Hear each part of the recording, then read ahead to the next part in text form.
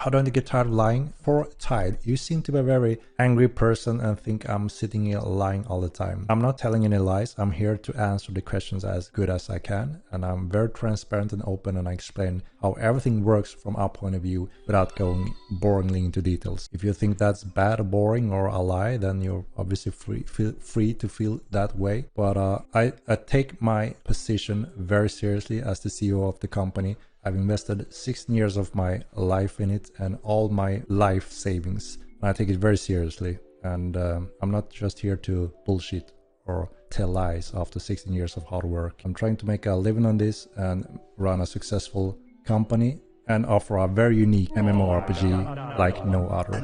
That's it.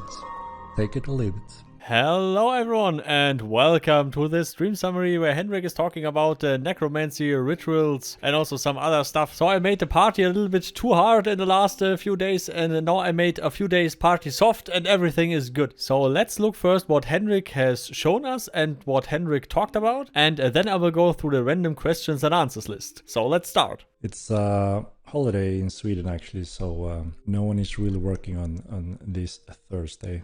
Deployed our planned patch yet with trinket content and point of interest content, but it's getting there. Like I mentioned before, I prefer not to set any dates. By the way, for all who don't know, the patch is currently out right now. Refining the whole setup and system for going forward. Obviously, it doesn't add much if we just add a lot of cool content, if it doesn't also means that we have stability and the game under control.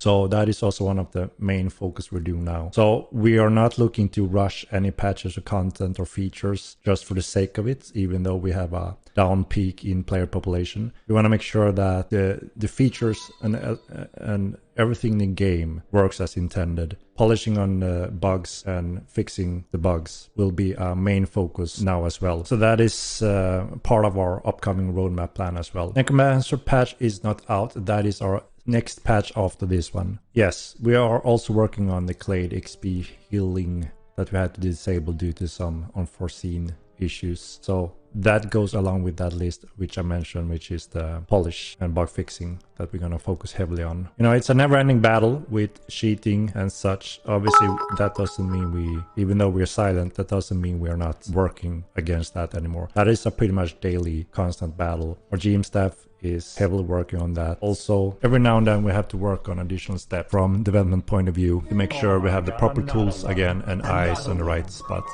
This next roadmap won't include month dates. We just set them as this is the next plan, the third, the fourth, and so on. So you can still see what's coming in the next one and the next one rather than exactly when. One of the big main focus we're gonna make sure we cover next is polish and bug fixing. We don't want anyone to feel that the game experience gets bad. So that is something that we are already focused on heavily on, trying to fix those reported bugs that affect most players currently. As you know, we're working on some new locations. Some of them are in the lore, never presented in Mortal, and now we're getting to use or finally utilize some of those areas. And obviously it also ties to some of the content, and you know, one of these big things are necromancy. I'm gonna show you. All right, so this is one of the new locations that is very, very nice and beautiful, and you can explore the surroundings. And then obviously there's more to it than that interior, and then you can get deeper and deeper and explore the different things, learn different things in a little bit of a new way that we just added as well support for. I'm very much looking forward to see the experience, hear from you guys, or just follow through when you experience this area. So the goal here is not just to create a beautiful place, but actually an interactive place and reward the players with a satisfaction when you actually manage to do something. So without spoiling anything, because that's the key point here. We're adding new elements of exploration. Some of them also ties into point of interest. But we want the players to be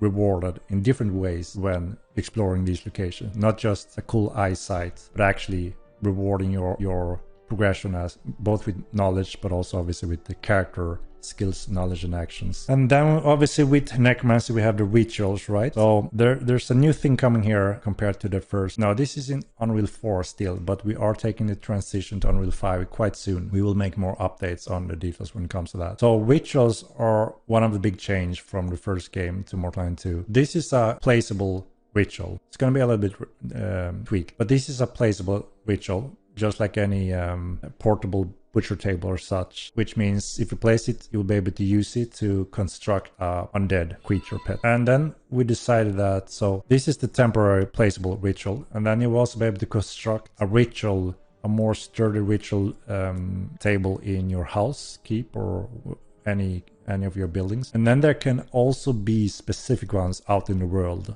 and they may have some different components and elements or bonuses. So this is the key element for starting with rituals. You need these components, and then you will be able to raise any dead creature. So if you manage to kill a troll, you can raise that troll to be your pet, which will be a pretty epic sight. Or why not a mount, undead head horse. You can cast necro spells while moving. Yes, that is correct. So that's one of the big tactical change with Necromancy. You can cast and run at the same time, which you can't with Spiritism and Ecumenical School. So in the world, you will be able to find different rituals like this that may unlock different types of recipes, options as well for your Necromancy to do things. So you can't summon while on the move. So there are two types of summons in Necromancy. One is the first tier of summons, which means you can raise a walker, 3 types of walkers, but that is different from rituals. This is rituals, and the rituals require more preparations, specific components, some valuable components, could be even rares to modify your pet, and obviously a huge amount of carcasses depending on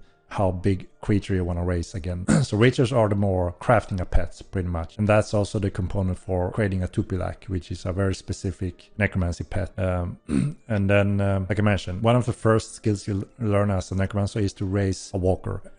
Anything from a normal walker to a strong walker, but those are more quick and temporary. So yes, you can actually run around summoning walkers at the same time, but to make a ritual, it's more like you're crafting a pet with, you know, a lot of exploration and refinement, just like when you craft any weapon or armor or alchemy or anything like that. Okay, so now let's go through the random questions and answers list. Mortal will always have open PvP. More interest points are coming with the next patches and stuff, and many more over time. There will also be more stuff for solo players and small groups. Territory control and sieging will come. They are also working on the Unreal Engine 5 swap. They are also working on filling the world with more life. The music for Mortal is completely unique, and Henrik is pretty proud of that. Henrik is here for the long run and not for the short sprint. Everything they say will be in-game will be in-game someday, but it takes time. Next stream, Henrik can maybe show some necromancy. Henrik played Ultima Online, and that is why we have Mortal Online now. Our house will not be easy to siege, so not like in Rust and stuff. They can handle more players now, and they have better tracking tools for data. Blackjack and gambling games and stuff like the Tavern update and stuff like that will come later, of course, but it will come. Also the music making. Face expressions via webcams will also come at some point, that you can synchronize your in-game face with, if you have a webcam, with your own face, that you can at least have your face expression in the game. Fun fact, Henrik was showing that in the stream summary. I linked it in the description. At least I hope I found it under all the stream summaries, but yeah.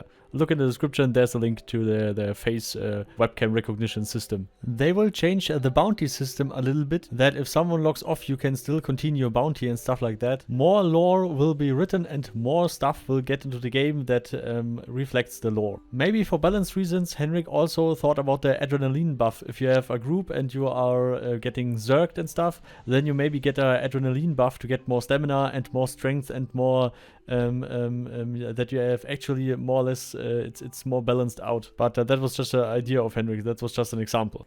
And also as well, for some points of interest, there will be very, very rare drops. For example, the 1000th time, the 100th time, the I don't know, the one out of a million and stuff. There will be very, very, very, very, very rare drops. Archery wobbling will come to the game. Clothing will come for mages and for everyone, but especially for mage armor, this is awesome.